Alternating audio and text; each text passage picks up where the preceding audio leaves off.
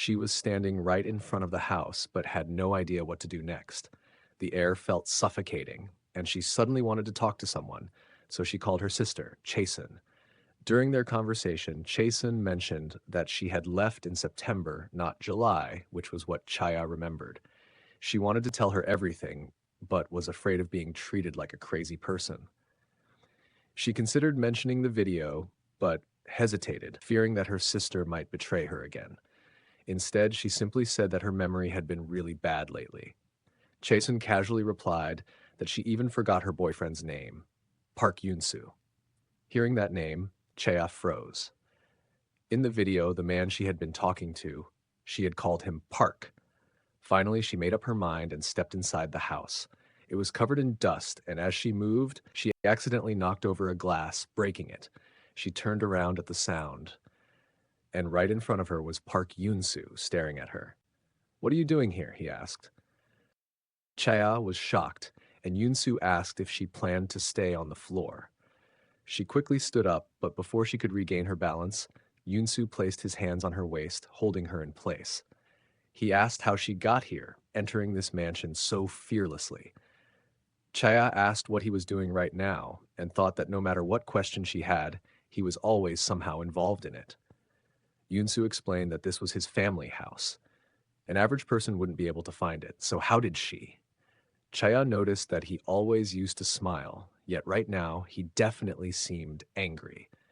She said that she was just passing by and got curious, so she decided to come in. She asked if she could take a look around, but Yoon-soo immediately stopped her, saying that he would show her around himself. As they walked, she kept asking him questions one after another. Finally, Yoon-soo asked why she was interrogating him. This was his house, and she was the one trespassing. If anything, he should be the one interrogating her. Then he remarked that she was acting strange today, thinking that it was almost as if her memories were back. Chea replied that it was the same for him. He too was acting strangely. Something about this moment felt eerily familiar, as if she had seen this expression before. Without thinking, she reached out and brushed his hair aside. He looked exactly like the man from her dream. Yoon-soo stiffened. He had been holding back for so long now, resisting the urge to cross a line. He warned her that if she kept doing this, he wouldn't be able to control himself. But Chea didn't stop, and so Yoon-soo kissed her. Chea asked him what kind of relationship they had, insisting that this was definitely not their first time doing this. Yoon-soo asked if she was referring to yesterday, but she told him that she had seen him in her dream, wearing a white robe. Yoon-soo immediately knew what kind of dream it was. She had run away in an attempt to forget everything, and yet she still dreamed of him. He suggested that they confirm whether it was really him in her dream. He kissed her again, touching her exactly as he had back then. Chea recognized his touch immediately. She hesitated before asking if they used to be lovers. Yoon-soo confirmed that they indeed were.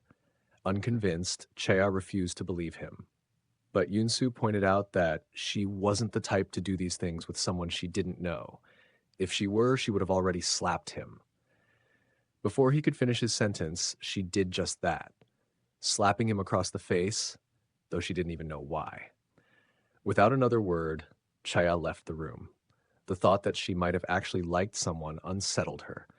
But as she wandered deeper into the mansion, she suddenly froze. Lying before her was a corpse.